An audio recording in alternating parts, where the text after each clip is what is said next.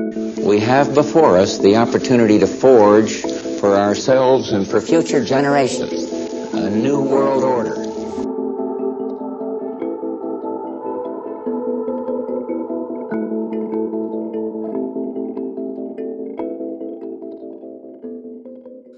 Coming up this week, a special edition of Multipolarity, the economic consequences of the war. In 1919, John Maynard Keynes wrote The Economic Consequences of the Peace, predicting the death of the old world order after Europe's first unsuccessful attempt at suicide. We aren't yet at peace, but the consequences of the present war in the middle of Europe are starting to come into view. Consequences for Nato, as a new study shows that in order to meet their target of 2% of GDP, European NATO members will need to increase spending by 56 billion euros every year. For sanctions policy, as Azerbaijan records a 2,000% spike in car sales from Britain. And for industry in the coming multipolar age, as Chinese production leaves Western production for dust. This week, we're going to be moving through each in turn to build up a composite picture of what tomorrow will look like, whatever the exact outcome of the Ukraine war. But first, sitting on defense.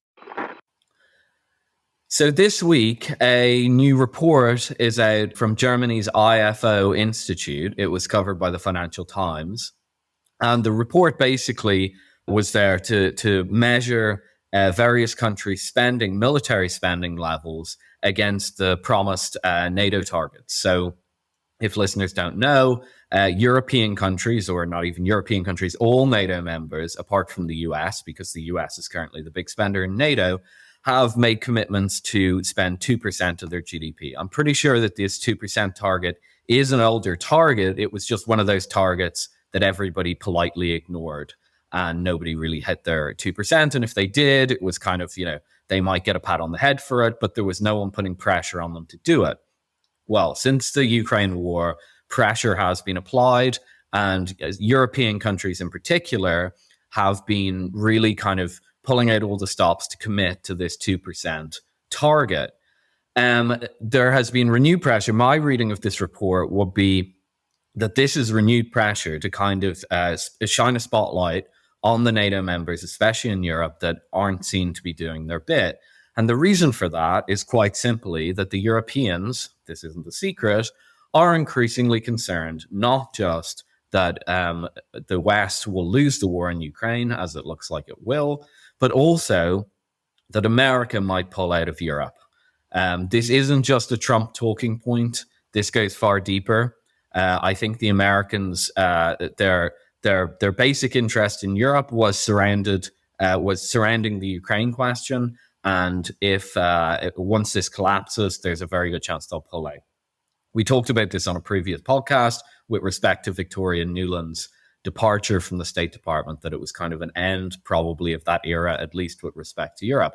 Anyway, this is scaring a lot of people in Europe because to put it frankly, their jobs, their careers, and so on are tied to this NATO structure. And so the response has been to put, as I said, enormous pressure to try and rebuild NATO from the ground up as a kind of not an independent European entity, but a European entity on equal footing with the United States, so that the United States, even if they were to pull out, you'd still have the transatlantic connection, the treaty there in theory. And, since Europe are pulling their weight, the whole thing can work. Well, the report is certainly put out to try and put pressure on these countries to spend more.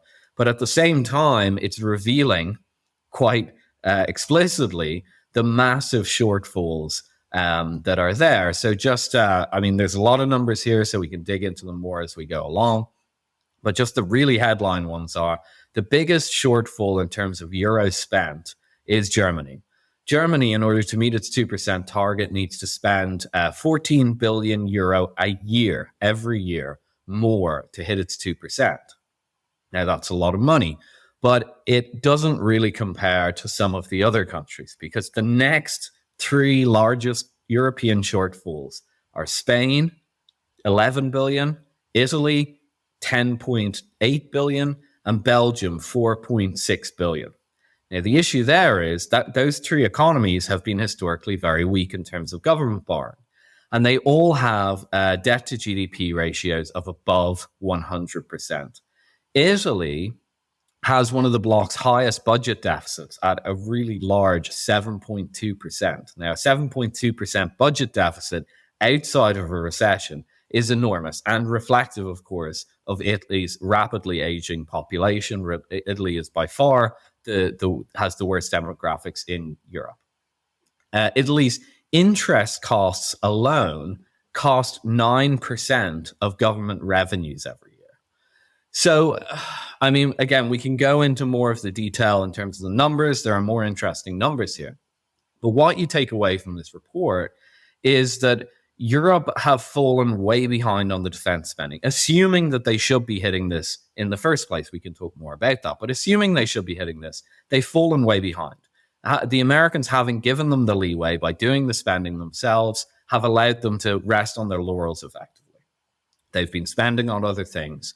And they've kind of overspent. Now, have they overspent due to profligacy or whatever? Not really. I mean, I talked about Italy there. Italy has a demographics problem. A lot of these high debt to GDP ratios are hangovers from the bailouts of the Eurozone crisis era and so on. But the fact of the matter is they have these enormous debt burdens. And now they're being asked to ramp up military spending. This is before we even consider the economic effects of the war on the European economy, which could mean in the future that all these metrics and so on deteriorate even further and the tax base dries up and everything. We maybe can talk about that in a minute. But so the report basically is put out to put pressure, as I said, on these members. But the reality is, if you read it and you're kind of cynical about it and you're not kind of like trying to achieve some sort of a goal or push some sort of a goal, what you come away from it with is this isn't going to happen. They're not going to rebuild some magic new European army because they don't have any money. I'm not sure I quite, agree with the 100% they're not because they don't have money. In theory, what they could do is they could take money away from infrastructure build out, from education, from healthcare, from social security, or they could raise taxes, or some combination of both. And by doing that, they could reorder their economy behind defense spending. I think that would be, an incredibly negative and damaging decision to make in the current environment for Europe. Why is that? Well, the best way and the most effective way to increase military power really is to increase the size and the technology level of your economy. We saw that at the end of the 19th century and the beginning of the 20th century with the US. The US did not have a large standing army. It did not have much of a navy. But after the end of the Civil War and until the outbreak of the First World War, the US industrialized, it increased agricultural output. Its economy generally grew at a breakneck pace. You look at the growth of a city like Chicago, for example, and how fast it happened. It's very reminiscent of what's happened in China. Now, it didn't really expand its military, but it had clearly and obviously expanded its latent military potential. And once the First World War hit, or once Woodrow Wilson essentially agreed to get involved in the First World War in 1917, that latent military potential was able to be realized. Something similar has happened in China at the back end of the 20th century and the beginning of the 21st century, where again, China industrialized at great speed, increased its agricultural output, and generally grew as an economy at a breakneck pace. And again, you need to just look at the expansion of cities like Guangzhou and similar to see how that's happened. And now it's starting to realize that latent military potential without, if you believe the Communist Party of China's official data, without really spending a huge amount in percentage of GDP terms on its military. It's still hovering at around a little over 2%. And yet the scale of its military is kind of beyond all recognition from even 20 years ago. It's really remarkable. That's the best way. If you want to increase your military potential, that's the best way to do it. You do it as a function of your wealth, the size of your economy, the depth of your economy, the range of products that you can produce, and the technological level of your country. The other way to do it is, which is kind of okay, if you've got a fairly strong economy and things are going well, and you suddenly feel you need to increase military power, then I think you are able to do that if you've even just got solid growth. If you even going along at 2 or 3% a year, which is the kind of the good year developed economy means of doing that. And again, in that situation, you can find extra money either by slightly increasing your fiscal deficit, or by taxing a touch more, or by not expanding spending on social safety net or infrastructure to quite the extent you would ordinarily expect to as GDP rose. But the environment in which this is coming for European economies is really not conducive to increased military spend at all. Since the 2008 financial crisis, which really especially hit Europe after kind of 2009, 2010, we've really had 2 lost decades in effect, especially when you take into account COVID and the effects that had on economies, on the kind of Eurozone economy as a whole, the kind of the European economy plus the UK plus Eastern Europe as well. You've had very stagnant rates of GDP growth.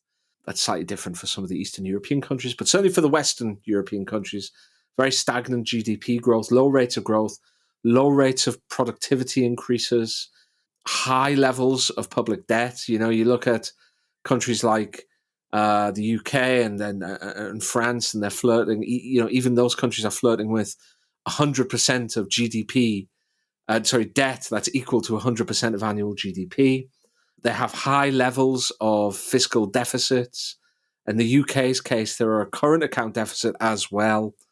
And all of these things are happening even as voters start howling about disintegrating infrastructure, insufficient spend on things like education and healthcare, even as we have high levels and rising levels of social security spending because of the retiring baby boomers.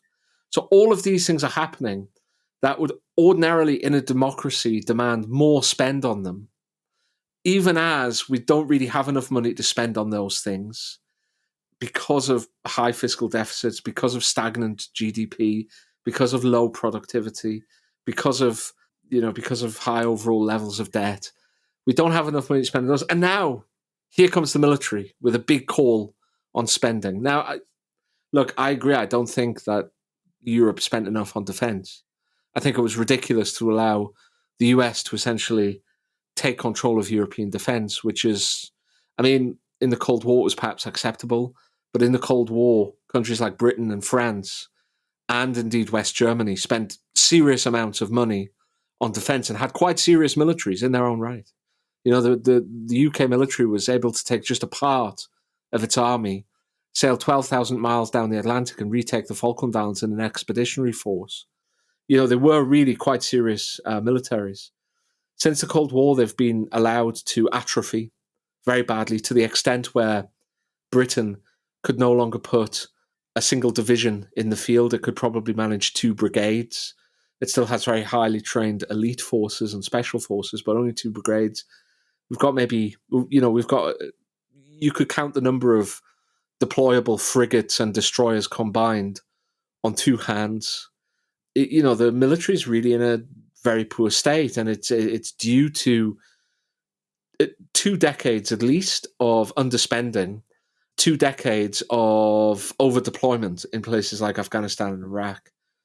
Yeah, they're in a terrible state, but as you quite rightly say, populations are already howling because of insufficient spend, insufficient provision of public services like healthcare, education, where populations already have fairly high levels of draw on social security and increasing because of the aging population, when these countries already have not spent enough on infrastructure. At the same time, now we have to spend more on military. It seems to me that it's a recipe simply for other people to take over governments who will do what the people want.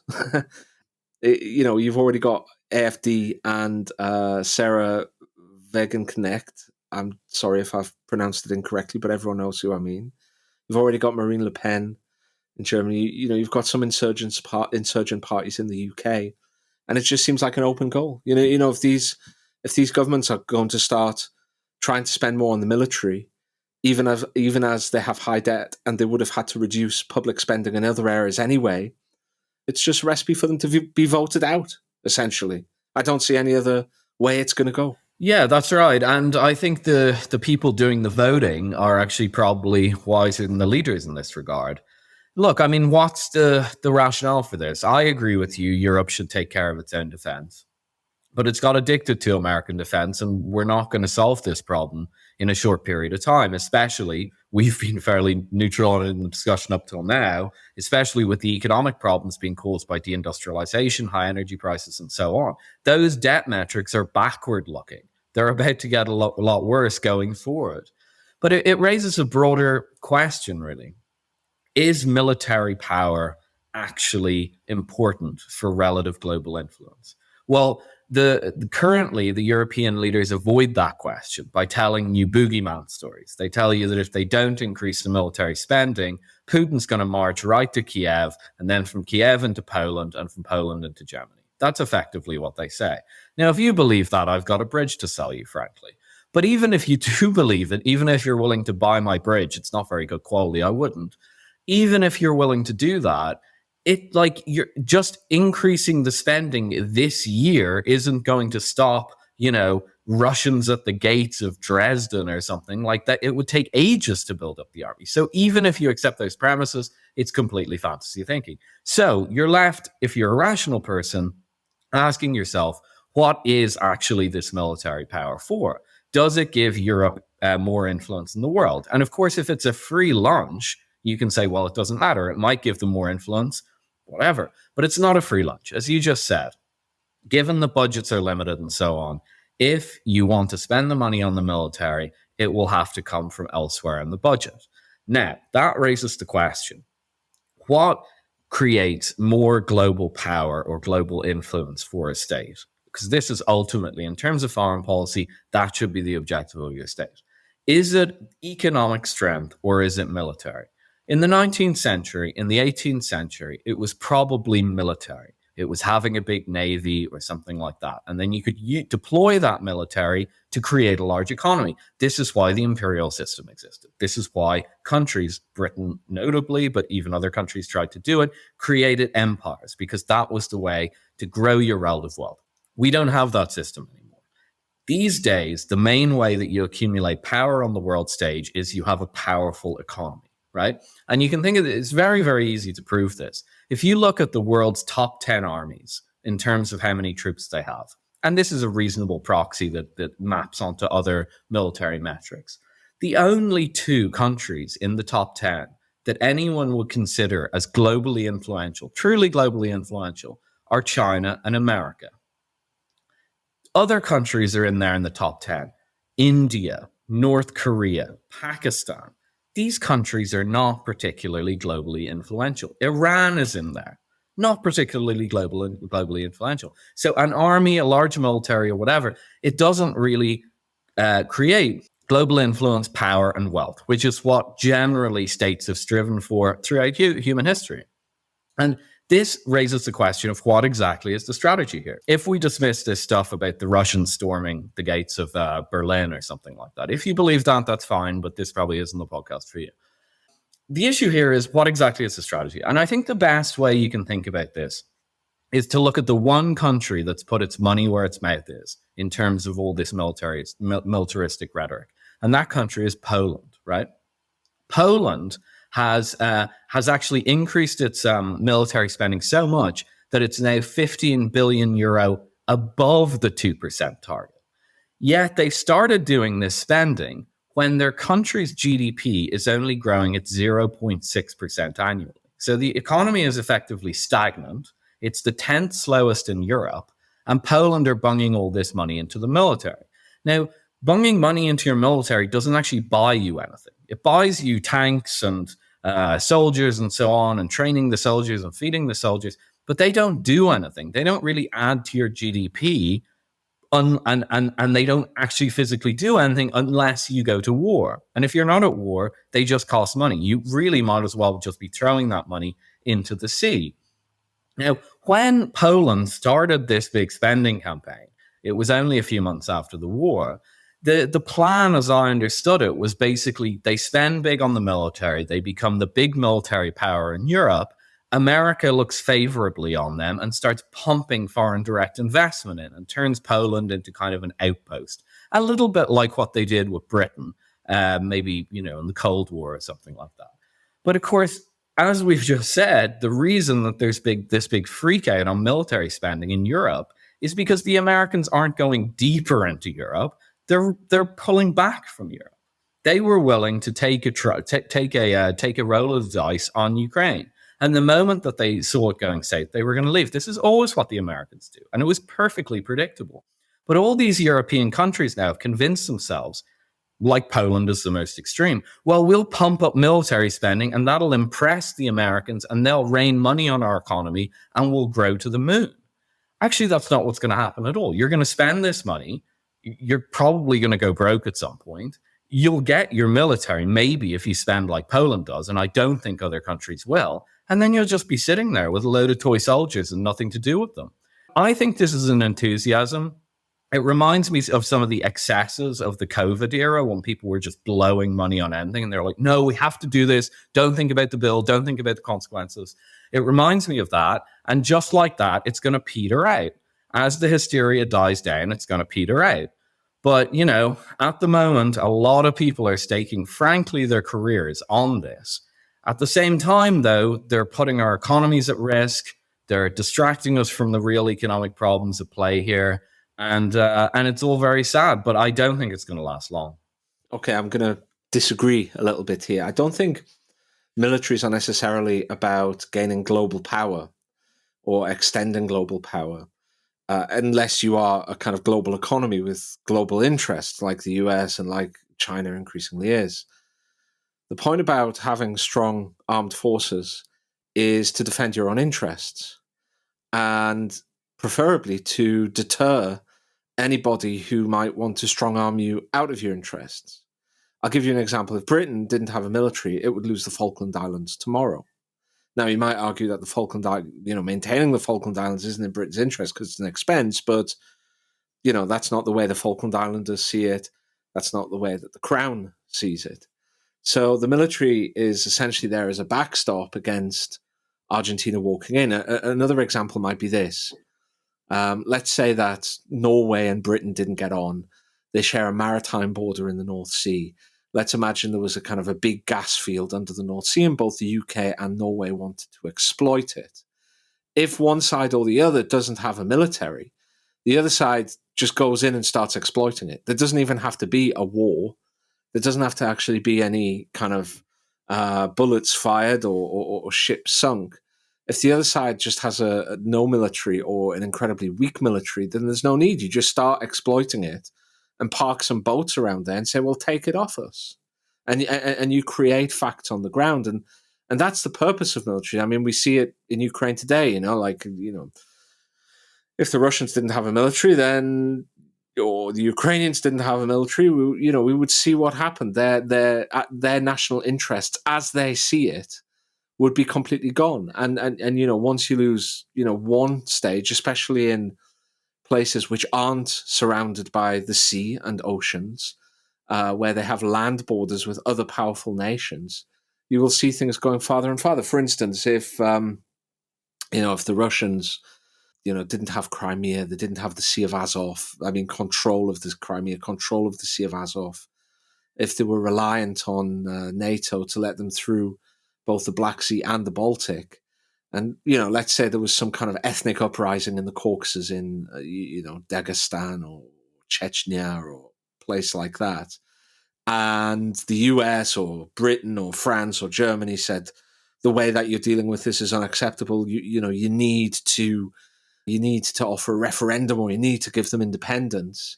then what could Russia do? They could easily be blocked off. They could easily be blockaded in such a circumstance. That's kind of hypothetical. I don't want people to go into whether they could effectively be blockaded in that situation. But that's certainly the way that the Russians would see it. And that's what really militaries are for. Now, again, it's not necessarily to stop the Russians going all the way to Berlin again, or all the way to Paris again and eating in the bistros of Paris. It's to simply protect European interests against Russia. Of course, they wouldn't necessarily have to do that if they had followed what Gorbachev wanted and what other people in the West said that they had wanted in the early 90s, which was to create a new security architecture for Europe. And I think where you're right is that Europe really, Europe really doesn't have many theoretical or potential enemies if they could bring Russia into a joint security architecture in Europe. As they grow, as the European Union grows more powerful, it may come to think that it has trade routes to defend and trading interests to defend in places like South America and perhaps Southeast Asia as well. But in general, it probably doesn't need a huge military if Russia isn't a threat. But unfortunately, Russia is, and I agree. This is becoming a panic. It's becoming almost like a moral panic within Europe. Everyone is panicking that things aren't going so well in Ukraine for Ukraine. Everyone's panicking that at the same time, Donald Trump is coming back, and they know that at the very least he'll drive a harder bargain. They know that he will want to pivot towards Asia, as opposed to Joe Biden, who's pivoted back toward Europe. And they're panicking. They're panicking that they'll be left on their own with a vengeful Moscow who's in no mood to cut Europe any slack. And because of that, they feel that they'll have to give concessions that they don't want to give, and they'll have to climb down in a way that will humiliate them. Because of that, they're all obsessed with spending money on the military. I would say, though, that 55, 60 billion euros, it doesn't sound a lot split between some 20 countries. But when you're at the same time, a report was recently released on how much countries would have to cut to meet European Union fiscal rules. And it's a lot. For countries like Portugal and Italy and Spain and even France, it's a lot. We're talking about whole percentages of GDPs as a kind of fiscal retrenchment here. And at the same time, as they're doing that, hacking public services, hacking infrastructure build, hacking education to the bone, they're going to spend more on the military. I would have thought that is going to be a very hard sell indeed, and that in most democracies, you will find other parties will just come along and say, no, we don't need to do this. We can do a deal with Russia. We can get the cheap gas back. We can get the cheap metals and the cheap timber and the cheap food back onto the market. And that will help the economy in and of itself. And then we won't have to spend all this money on the military because we've done this deal with Russia. They're happy. We're happy. Everything's okay. And that eventually might seem like quite an alluring offer to voters who are howling at the state of the economy and the state of public services and the state of infrastructure. That is inevitably what will happen, and the deal will not be on European terms because, frankly, Europe will have lost the war. Not in a general sense that they'll be occupied or anything, but they'll have lost the war and they'll be on the back foot. So it will not be on their terms. And I think that's why they're so scared of it. I just want to really quickly reiterate my argument because I think you might have missed it slightly. That number one, I don't think Russia has any appetite to invade Europe. It would take imagine the size of the army it would require. It would require almost full mobilization. Even if Europe was weak, you'd need a massive army. Russia's got demographic problems. It would require more than full mobilization. To occupy a country the size. I mean, let's not forget. I'm sorry to interrupt here, but let's not forget. I think I'm right in saying that when the Americans wanted to kick the Iraqis out of Kuwait, they put a coalition together that had about 1 million men in the theater. Okay. To occupy a country like Ukraine, you'd probably need at least that many. To occupy Europe, you would probably need more people, as many people as Russia could possibly put in. In the Second World War, Russia had 6, 7, 8 million people in the Red Army. I mean, that's the sort of scale that you're looking at again. Yeah, and that's just not in Russia's interest to do. They have a demographic crisis. They're actually very focused on getting their fertility rate up at the moment. So that's point number one. And point number two is, even if Russia was super aggressive, it's going to be most annoyed after the Ukraine war because it's suffered losses and it's had economic sanctions and so on. So that was my other point, that even if you increased to these arbitrary targets, which actually aren't that I agree with you, they're very difficult to get done politically because of the budgeting problems, but they're not that large, so they won't actually create some big giant magic army. But even to the extent that they do create a military, it won't happen overnight. So you'd need 5 years, maybe even 10 years of this spending to get yourself remilitarized. Now, if you believe the Hitler marches on, or Putin marches on Berlin. I've been listening to too much media. Putin marches on Berlin. If you believe that narrative, you believe that's going to happen the moment that the Kiev regime collapses, right? And that's probably, not 5 years down the line. Let's put it that way. So even on the logic of the Putin invades Europe thing, it just doesn't make any sense. And that's why I say this is more so a structural issue of an institution called Nato that's been around for a long time, has very deep roots, employs a lot of people, promotes careers in various political organizations and stuff, and they're just freaking out. That's what's really happening. Dude, where's my sanctions? Well, something else that's not working, as we've said for a long time, I think we've been talking about this almost since the very moment we started this podcast, is sanctions haven't worked, Philip. And insofar as they have had an effect, it's been to have a negative effect on Europe. But even on their own terms, even on their ability to deprive the Russian economy of the stuff that it would ordinarily want to buy, I'm not sure that they've worked. And we had a lovely story emerge this week, championed by the editor, or the economics editor for Sky News, which is one of the large satellite, or in American terms, cable news networks in the UK. Ed Conway's very good. I think he's pretty good at what he does. And he brought to light a story this week of what he views as pretty stone-cold solid prima facie evidence that British car makers are dodging sanctions and getting their cars and the parts for those cars, mostly luxury cars like Bentleys and Rolls-Royces and Jaguars and all of those beautiful things that Britain still does the greatest in the world. One of the few things are luxury cars, gentlemen's suits and gentlemen's shoes. They're getting these cars to Russia. Well, why does he think that? Why does he think that they are dodging sanctions? Well, basically, what they're doing is they're selling these cars to Azerbaijan. Exports from Britain to Russia have collapsed completely.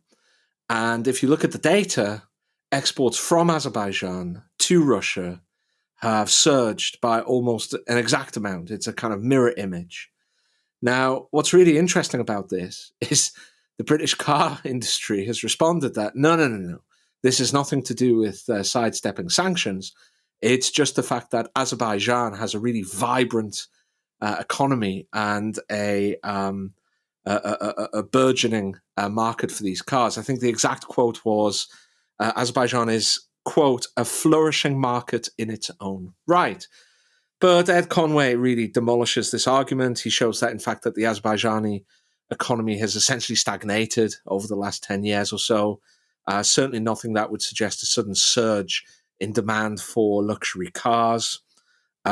He, again, showed the chart which kind of mirrored the collapse in Russian exports with the rise in exports from Azerbaijan to Russia. He basically showed that the rise in car exports to Azerbaijan is not being replicated elsewhere in the world.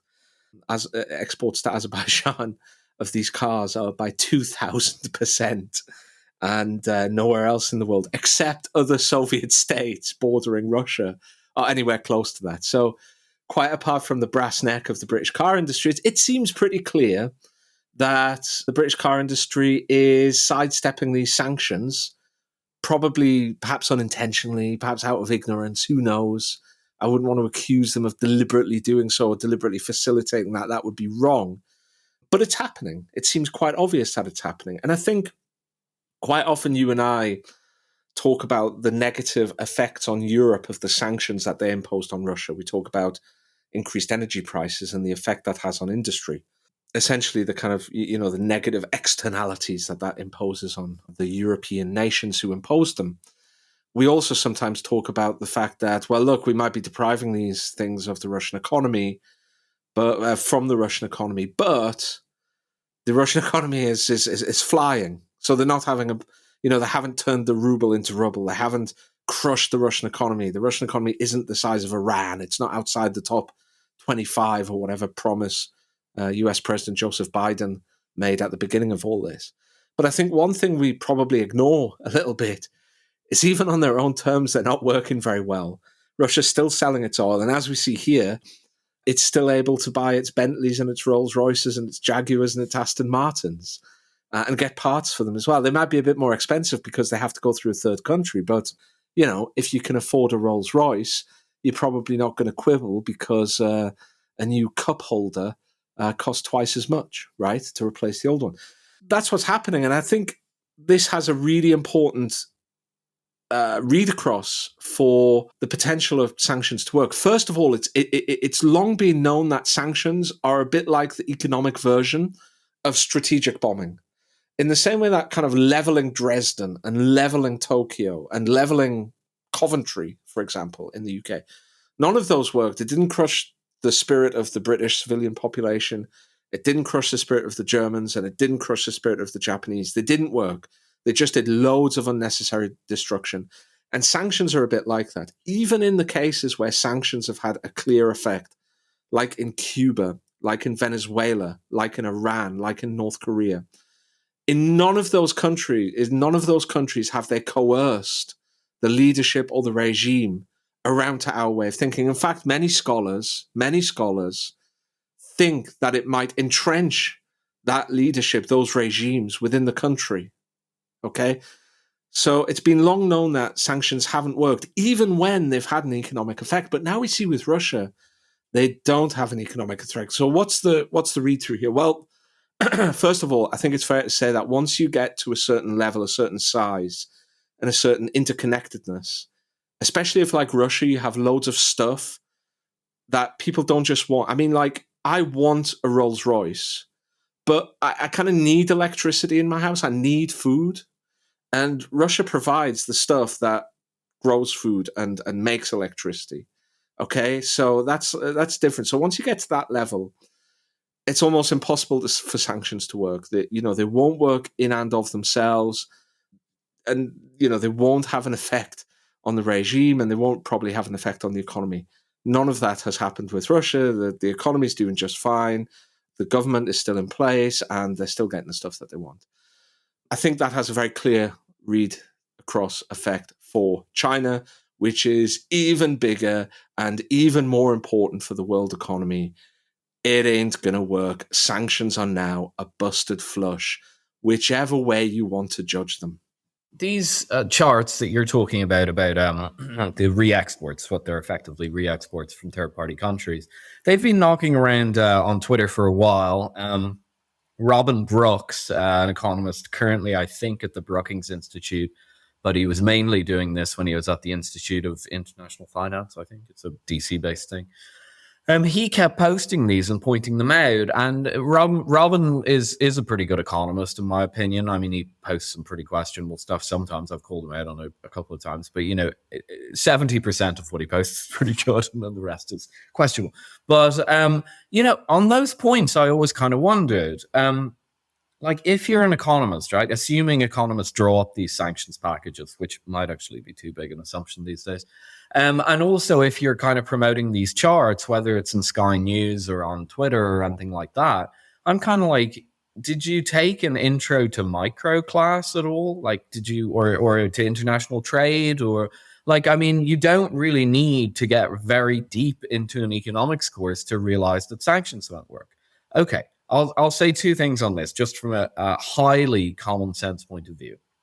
First of all, I would invite listeners to go to Google and type in Kim Jong-un limousine. And you'll see that he's not driving a Chinese limousine. He's not driving a North Korean limousine. He was recently gifted a Russian limousine. That was kind of a symbolic gesture to promote the Russian car industry that's kind of coming back now that the sanctions are in place on Russia. No, he generally drives an armored Mercedes. Okay. He drives an armored Mercedes limousine. Now, I doubt Germany are allowed to sell him a Mercedes, but he can get his hands on a Mercedes. If he really wants to, he can get his hands on a Mercedes. Okay, point number one. Common sense point number two. Let's say you live in a sanctioned country, let's say Iran, okay? And you're not allowed to buy Mercedes, okay? But you really want a Mercedes and no one's bothered breaking the sanctions yet. You can just cross the border into the next country, right? Whatever country, as long as it's not sanctioned. And you can go to your local Mercedes dealership and you can hand over a bag of cash and say, I'll take that Mercedes off the lot now. And then you hop on the car and you drive it into Iran. There you go. That's it. Iran aren't going to stop you. You're an Iranian citizen. So you can just drive your Mercedes in. Now, of course, that's not how, generally speaking, Kim Jong-un didn't hop on a plane to China and drive his own Mercedes back. No, of course not. Once that principle can be scaled up by businessmen. Businessmen do this for profit. How on earth have economists not realized this? How on earth can any self-respecting economist discuss sanctions, work on sanctions policy, and not understand this basic point? Sanctions cannot possibly work for this goal. And so when I see, for example, Robin Brooks post that stuff up, and I don't mean to pick on him, but he has been the source of these charts, and hats off to him for getting the data, and because nobody else bothered doing so. And it is interesting data. You know, he often kind of says, well, we just need to crack down on, say, Azerbaijan. Okay, well, then somebody else will do it. Like, eventually, the trade routes will become so disparate, you won't be able to see them in the statistics anymore. One example, Azerbaijan, importing luxury cars, selling them onto Russia. Azerbaijan's a poor country, as far as I know, relatively small, or if it's not relatively small, it's poor. So when you have a massive increase in certain types of vehicle imports, you see them in the data. Now imagine if you're running the same things through India. Massive country, poor, yes, but has an elite class in India, much bigger, I'd imagine, than Azerbaijan. China, right? Can you imagine? Imagine if all of those luxury cars that were going to Russia ran through India and China.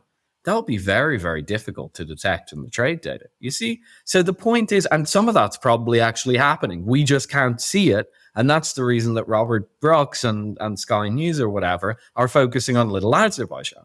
It's probably happening in all these countries. And if you squash down the Azerbaijani ones, it would just pop up somewhere else. It's kind of like those funny cartoons where somebody tries to stuff all their rubbish under a carpet and they kind of do one end and it pops up the other and then they do that and it pops up the other. I mean, that's exactly what it is. But this is just global trade. I don't get what people don't understand about this. You're correct. If you're a country like Cuba, relatively poor, and you can just kind of blockade it, that can work. If you want to form agreements, in the case of Iran, it was with India, not to buy Iranian oil and make it very, very difficult to just physically ship the oil, that can work. But as a general point, stopping Russians having access to luxury cars was never, ever going to work.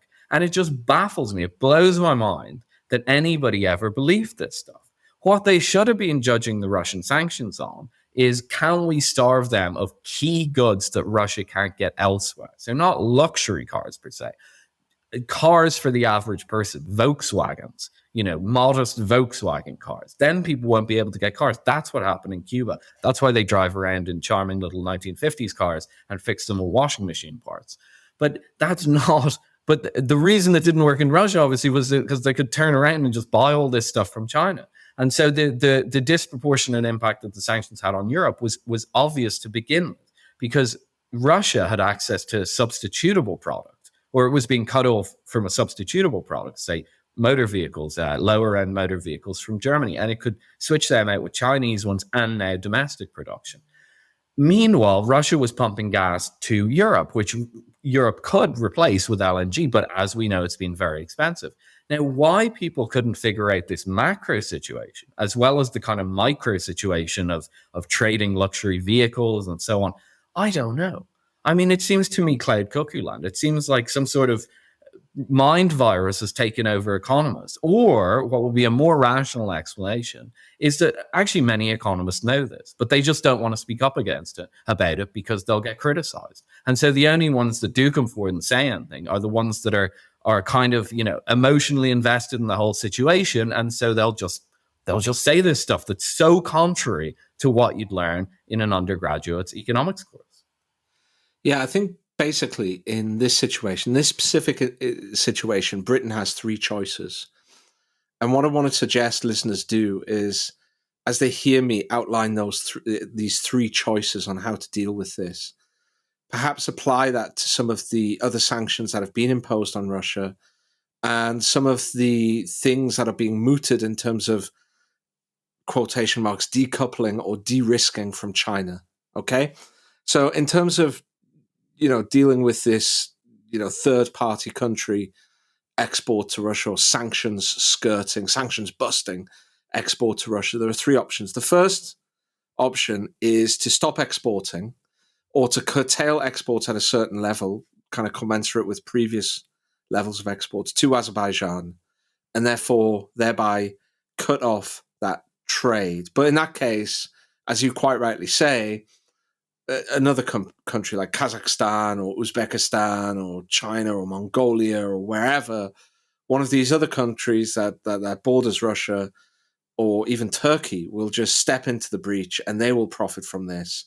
And British car manufacturers will take the hit. We'll take that loss in profit. Okay? But at least in that case, we can feel kind of happy with ourselves that Russians can't drive these luxury British cars and that we're adhering to sanctions. Option two is to not try to curtail the exports, but to impose punitive secondary sanctions on Azerbaijan. So what are secondary sanctions? You sanction country A, but then you actually sanction or threaten to sanction not just country A, but all those countries or all those companies that deal with country A. Those are called secondary sanctions. So you could try to impose secondary sanctions on Azerbaijan. Again, that might lead to other countries stepping into the breach, or it might deter other countries. They might think, oh, we don't want to fall foul of British secondary sanctions, so we're not going to get involved in this trade. But in that circumstance, you can expect political fallout up to and including potentially retaliatory sanctions and legal claims in international courts. And let's not forget that Azerbaijan is a large exporter of gas, which the European Union guzzles thirstily. But again, in that situation, you could at least feel satisfied that Russians aren't able to drive British luxury cars and that we're sticking to our sanctions. The third option is just to say, this isn't working and it never could work. And although it might make us feel good that we're doing something, that something is actually hurting us more than it's hurting Russia. And even if it wasn't, Russia is getting around it. So it's not really working even on its own terms. So instead of playing whack-a-mole with former Soviet Union countries, and instead of trying to get into the business of secondary sanctions, which could have all kinds of blowbacks in areas that you don't expect, we're just going to quietly let this go. We're just going to ignore it, brush it under the carpet, and let it go. Now, that's the option. Those are the three logical options that Britain has when it comes to dealing with these car exports through third countries to Russia. Let's have a think about how they might apply to other sanctions at the moment and some of the de-risking and decoupling that we're doing with China. Workshop of the New World. So in recent weeks, there's been a slew of studies. I will say I wrote one of them, but there have been quite a few showing the changing nature of the world economy, not so much in the past year or anything like that, but over the course of the past few decades. And they're kind of being done to try and highlight why the world is moving in the way that it's moving. And I think the reason that these studies have kind of mushroomed up now is twofold. First of all, because the Ukraine war has greatly accelerated the process of this global change that we're seeing. Of course, listeners of Multipolarity will know well that we're talking about an emerging multipolar economy. And so since that process has accelerated, people have become more interested in it. But the second reason is because there's now, I'd say, intense resistance in the developed nations, or the West, or whatever you want to call it, to this trend. There's kind of this, it's tied again to the war. There's this realization that things are changing very fast, that the previously very powerful countries are losing control in some areas, and so they're digging their heels in. And I think, certainly the one I wrote, but I get the sense that the motivation behind these studies is to kind of try and remind people who are currently in an enthusiasm or a hysteria even of the fact that these are very long-standing changes, and they're very important. So the really interesting one that's come out recently is by Richard Baldwin, who's a professor of international economics at the IMD Business School in Lausanne. And he's looking at China as kind of the world's sole manufacturing superpower, basically. Now, this in turn relates to developments that are taking place in Russia at the moment. I'll get back to that in a moment. But basically, so we can go into the details a little bit more in a moment. But what he's basically showing is that China completely dominates world manufacturing, not just a little bit. It completely dominates it. So just the starting statistics maybe that we can take here are, he shows the share of gross production, the percentage of world manufacturing. And if you look at this, China makes up 35% of world manufacturing. So just to give some sense of that, the United States, which we all know that its manufacturing sector has declined and so on, but in theory, the US still should have a very large manufacturing sector, just given the size of its economy and its wealth. It only makes up 12%. So China has almost 3 times the manufacturing of the United States. Just to give 2 other countries, 35% in China, remember, compares to 6% in Japan. So it's nearly 6 times larger than Japan, and 4% in Germany. That's pre-deindustrialization Germany, I think, because these should be kind of 2021, 2022 numbers.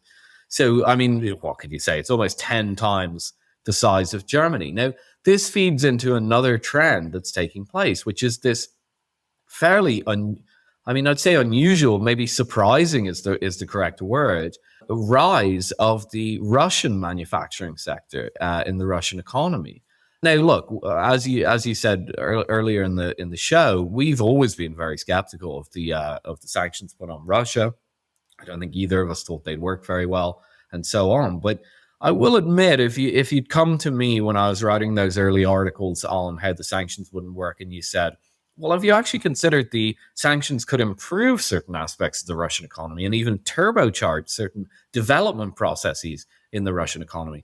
I'd probably have said, in theory, that could happen. We have seen instances of that before. I mean, we could give a lot of examples, but since we're dealing with a war situation here and a closing of trade due to a kind of a country becoming isolated from the world, probably the best example would be Nazi Germany. When Nazi Germany started to rearm, at first the West kind of ignored it, but gradually kind of trade relations got shut down and so on, and it actually gave rise to this massive industrial boom within the country. So it's not historically unprecedented, and I respect the fact that it can happen. This kind of insulated an economy that's fairly well developed, has access to its own resources, has good kind of specialist engineers and so on, and is motivated. Also give it a kick that makes it have to recreate a military industrial complex. And yeah, you could get a surge of development. So I'd have been open-minded about it, but I probably would have said, my guess will be that's not going to happen. I think the ideal outcome for Russia after the sanctions would just be to kind of get along with it and just have a fairly normal economy and have kind of a military part hived off, maybe drop living standards a little bit to fund that military. I think that would have been the more conservative case, but that hasn't been the case. The hypothetical person who came along and said, if you isolate the economy, it's going to absolutely rocket. It's going to have a massive surge in industrial production and so on. They'd have been right. This is actually happening in Russia at the moment. The forecast, I think it was for January. I think it was a January forecast for industrial production in Russia. The market forecast was like 5% growth. They hit 7%, so they're almost beating market expectations in terms of industrial production by 50%. Now, some people may say, "Oh, well, this is just due to the war economy, and they're just building tanks, and the tanks are being thrown out and being blown up in Ukraine." Some of that is probably true, but when you're building out this kind of level and scale of industrial capacity, it's very easy after the war to convert that into civilian manufacturing. That's precisely why we saw a massive post-war boom in America. All those tank factories and so on were converted into car factories, and that's why you got the Cadillac boom and all that stuff. The kind of golden age of America came out of all that. So just one or two other things on the Russian economy before we discuss it.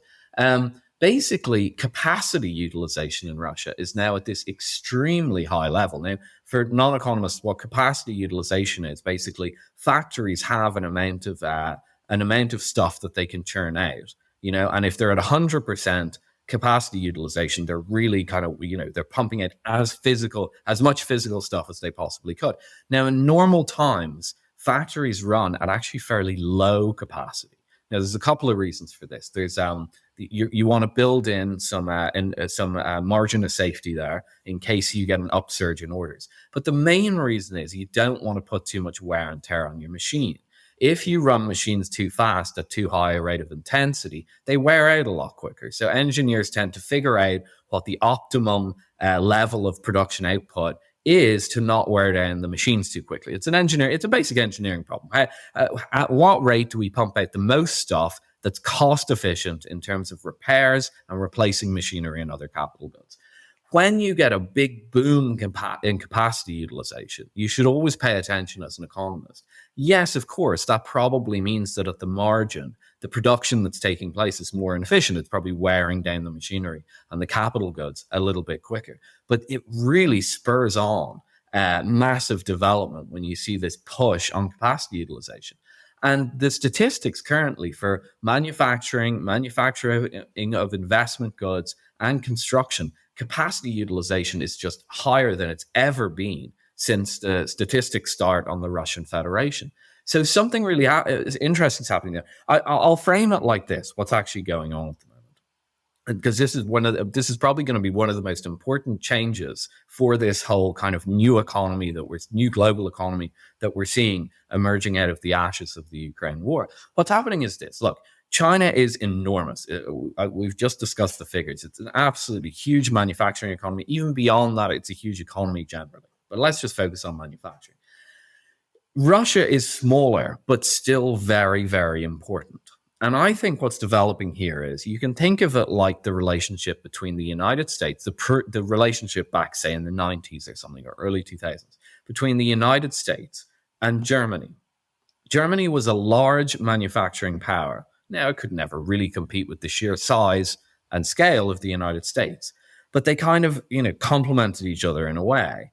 I think China and Russia are recreating that dynamic. Now, with the caveat that China's even bigger than America. Russia's probably about similar size to Germany and could even grow in terms of the manufacturing share a little bit bigger in terms of the world economy. It's currently about equal, if not a bit. It's about equal in economic terms, and it has a slightly bigger manufacturing sector. So I think that's what we're seeing develop. And this is basically, as far as I can see, going to reshape the Eurasian landmass. We can ignore America for the moment and just think of the Eurasian landmass, because that's what we've kind of been focusing on in this episode. I think this is the basic reshaping that we're seeing of the entire Eurasian landmass. And it's very fascinating to watch. And of course, the scary part of it is, if you're a Western European like we are, is that Western Europe it's not really clear where they're going to fit in here. America, if they pull out of Europe and, the consequences of the war and so on go in that direction, which they probably will, they can kind of do a Fortress America arrangement, refocus on their own backyard, dust off the Monroe Doctrine and so on. That's what I'd assume will happen if they're rational. They might go through a crisis period before they get there, but I think something like that is where it's going. And they can build a kind of Atlantic Pacific, block there for themselves and interact with Canada and Mexico and so on. where does Europe fit in here? If this kind of Eurasian manufacturing superpower is growing up to our east, and of course, we don't, as we discussed before, have particularly good relations with one aspect of that superpower, what's going to happen to Europe? I mean, that's the really core question here. But just in terms of the developments themselves, I think they're just absolutely fascinating to watch and a little ominous. Where does Europe fit into this? Well, the answer should be quite obvious. Europe provides lots of extremely high quality and, more than that, prestigious luxury cars, for example. Britain provides superb financial services. Germany provides excellent capital goods and large engineered goods like trains and big machines and things like that. There is very much a place for Europe in that, if it's not cut off entirely. I would say, though, that this whole conversation, Philip, everything that you've said there makes an absolute mockery, like people, to the extent that people should feel humiliated. Those folks with quite serious economic credentials who predicted in all seriousness and even produced studies that the Russian economy would collapse. I'm thinking specifically of people like Jeffrey Sonnenfeld of Yale University. I believe he founded the Yale Leadership Center there, who produced a study which looked at the number of companies that are pulling out of that pulled out of Russia or had committed to pulling out of Russia in the aftermath of the onset of hostilities at the end of February 2022. And he said that the Russian economy would lose 40% of its GDP. And in fact, the most recent article of his, or the most recent essay of his I read, he said, we know that this has happened. We know that this disaster has befallen the Russian economy. We just need to keep pushing.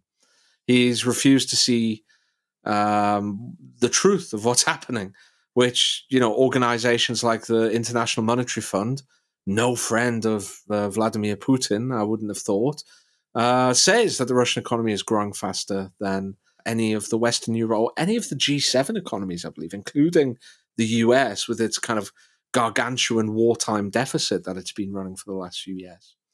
And now we have studies like this from the BNE Intelligencer team and Ben Aris, who are really very highly recommend. Again, not pro-Putinists by any stretch of the imagination. They're really not. And it's showing that Russia is doing extremely well, not just avoiding sanctions, but somehow seems to have been spurred by them. I would say, though, that for those of us who didn't just take the glib one-liners that Russia was a gas station with nukes, those of us who didn't take those one-liners, those sound bites at face value, and actually made an effort to read through a bit of literature on this. I mean, I'm not serious literature, I'm not so smart, but there was plenty out there which looked at the Russian economy. We kind of realized that this was probably not going to be as serious as some folks thought. I read the French economist, for instance, Jacques Sapir, who looked at PPP GDP, but took away the service sector, only looked at manufacturing, agriculture, and kind of mining, like extractive industries. And he found that on a price purchasing parity basis, just on those industries, Russia was a larger economy than Germany's. And when you think we see Germany as the manufacturing and industrial powerhouse of Europe and one of the major manufacturing and industrial nations in the world, and Sapir showed just from the pre-war data that Russia was larger, and it was twice as large as France. That's a significant economy to try to take on. And it seems clear that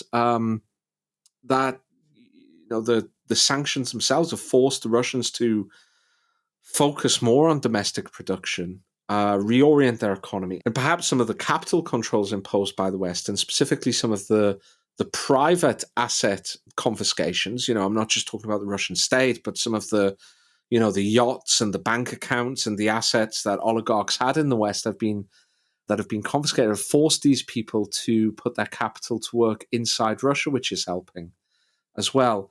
One final thing I would say on this to caution people: a lot of folks say, well, look, of course, Russian industry is surging. They're a wartime economy. Like the only reason the Russian economy is doing so well is all of this government spending. That's simply not true. The Russian government is not running a huge deficit. I believe it was like 2% last year, and it's going to be a bit less this year.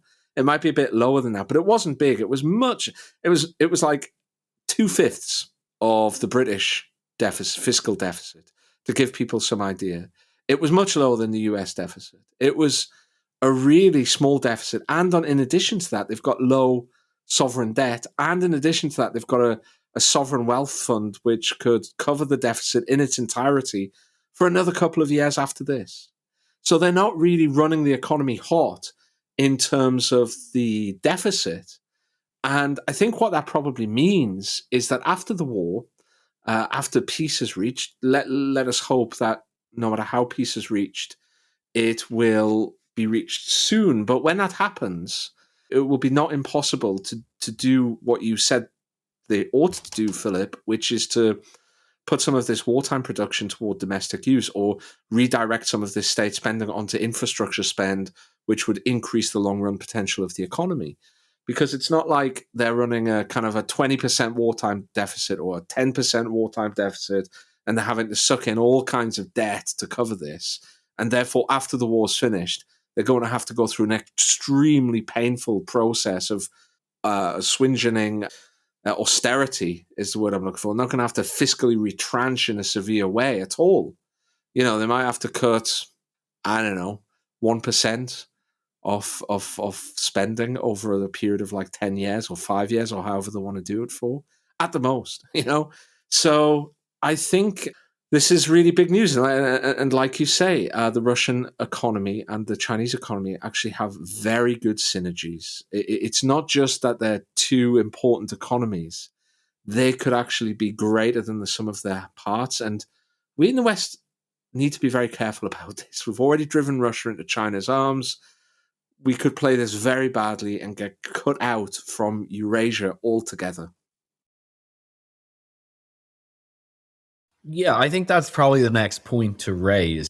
My feeling is that if you present this to certain people, now some people, if you'll present it to them, they'll say, well, of course we can't fully decouple or anything. It's a dilly of a pickle, as they say, and they'll kind of go, and then they might talk about European military spending, for example.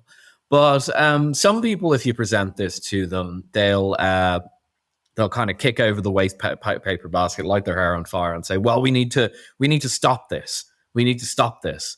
And I kind of, all we need to do is put a stop to it right now, and all we have to do is further sanctions and trade war and all this. Another thing that these studies are showing that people really aren't paying attention to are the interdependencies themselves and the nature of those interdependencies. Now, I just want to start by saying, after 30 years of globalization, even if the whole thing was on an equal footing, and for example, Western countries ran balanced trade with countries like China, that still would not mean that there weren't trade interdependencies. If China have, as they say, a comparative advantage at making one product, and America has a comparative advantage at making another, and they trade those products, there's an interdependency there. Now, the really important thing that I think should be focused on, rather than consumer goods, because consumer goods are very easy to think through. Oh, if we don't have the Chinese laptop, we'll just buy more of these European-made laptops or American-made laptops. I can imagine the American-made laptop industry would do well in that instance. Okay, fine. Maybe, maybe not. There'll be inflationary consequences of that. There are higher costs in America. You're buying them from China for a reason, et cetera, et cetera. But at least kind of, that's not a completely unreasonable argument. The real interdependencies to look at are the deep ones, the ones deep in the actual economic structure of the country. So I won't be talking about them, but just to get this into people's heads for people who kind of aren't familiar with manufacturing processes and so on, is to think about like construction tools. Like if an awful lot of construction tools and very particular construction tools you're totally reliant on the Chinese for these. And this is true for some construction tools in America and in Europe. And you cut them off immediately, construction could grind to a halt. Now, scale that up to industry level, which is much, much more complex than a construction site, and you have all sorts of problems. Now, that's where it's really, really interesting to look at these interdependencies, and which I think this discussion needs to get much, much more public attention. So in the study that I referred to earlier, the author looks at the share of industrial inputs sourced from a partner, right? So industry inputs. Now, he's not talking about just parts to fix machines or whatever. I'll come back to that in a moment. He's just talking about general inputs. So the US is about 3 times as reliant on China for industrial imports as China is on the US. Now, as I said, even if they were equally dependent, it would still be very, very painful. I mean, and not just painful, because then people will say, oh, we can take the pain. Like, it could kill your economy trying to pull them apart. But if you're 3 times more reliant on the other guy than the other guy is on you, if you launch a trade war, it's very obvious who's going to win that trade war, not you, right? You're at a disadvantage. It's as if the other guy is 3 times the size of you, and you say, well, I'm going to pick a fight with him, because why not? It's a stupid thing to do. In the study that I did with the MKI in Hungary, and if people want to look it up, it's called The Risks of Decoupling and De-Risking. I think if you Google that, it should come up. I looked at a bunch of different dependencies. One of them, I think, that was the standout one for me, were capital goods imports. Okay, so what are capital goods for those who don't know? This is what I'd call the stuff that makes stuff. It's machinery mostly, but that's a little bit misleading because it can also be other things. But machinery is a good start. But I think of it as the stuff that makes stuff. So if you think of, there's consumer goods, they're the ones that you eat or you type on or whatever. There's also intermediate goods, we want to talk about them. And then there's capital goods, which are the stuff that makes all the stuff that you consume. Capital goods also make other capital goods. That's the kind of paradox of economics. They're sort of self-replicating entities too. So the capital goods are at the very, very top tier of your entire economy. And if you pull them off, it has massive downstream effects if anything happens at the top of the capital goods. Just to give a quick example, during COVID, we had a lot of reports that due to these supply chain issues and so on, the factories were kind of breaking down. The parts weren't there. They weren't able to repair certain things because the imports were delayed and so on. And that led to a lot of the inflation. But it's a really insidious type of inflation because it's not just immediate inflation of a lack of laptops from China or Apple's. It's an inflation that represents a sort of a rotting of the productive capacity of your economy. And if you let it rot for too long, if you let the capital goods sector go unrepaired, where you're not replacing the machinery or you're not getting the newest machinery, your economy rots. I mean, that's what you see actually in a country that's had real sanctions imposed on it that make a difference. Its capital structure starts to rot. So if you went to, I don't know the situation now in North Korea, but if you went to North Korea 15, 20 years ago, you'd say, oh, their capital goods are absolutely terrible, or they don't work properly, and that's why the rest of their economy is so terrible. Now, when I looked at it in this study, rather than, as the previous author was looking just at singular countries and mainly China, I looked at it through the lens of the BRICS Plus, because I think this is a serious economic grouping now, and that we should be looking not really at the United States versus China, but rather the Western grouping, all developed Western nations, versus the BRICS Plus. I think this is the real logical way to look at the world at the moment. And what I found was really interesting, that in the mid-2000s, capital goods imports as a percentage of gross fixed capital formation, just think total capital goods, it's not quite that, but that kind of works. The BRICS had about a 25% dependency. The Western grouping at that point only had about a 15% dependency. Well, the Western grouping has actually risen. It's had a secular rise up to about a 20% dependency. Meanwhile, the BRICS Plus has fallen down to a 15%. So we've had this massive shift where when the BRICS Plus nations were in a more aggressive mode of development, they were highly reliant on these capital goods imports from the West. But now the opposite is the case.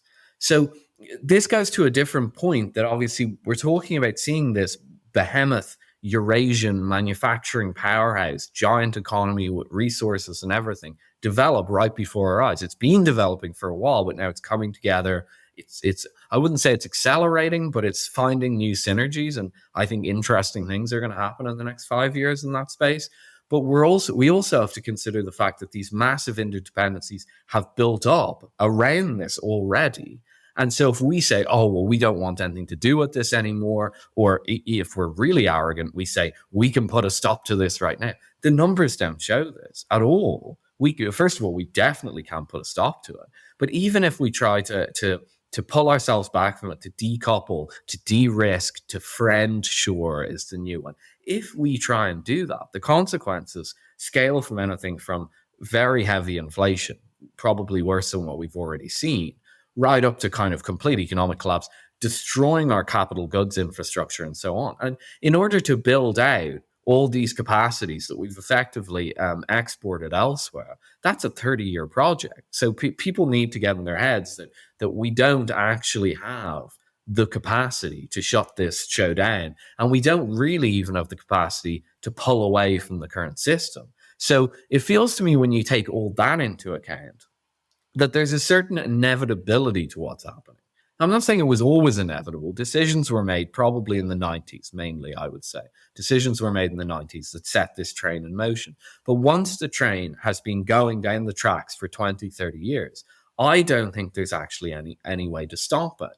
And any attempt to try and stop it will be far more painful for us than it will be for this new development that's taking place. And so we'll really only hurt ourselves. And so ultimately, I think what we're going to do, and I think we're kind of promoting it on the show, I think the inevitability here is that the West, and especially Europe, is going to have to try and figure out a way to live in this new world. I don't have very easy answers to that. I think it's an ongoing discussion. It's a very interesting discussion, but it hasn't really even started yet. Well, it has at a kind of a high level with these studies and so on, but they're not really filtering down yet. But it's a really, really interesting topic, I think, moving forward. It really could determine the 21st century.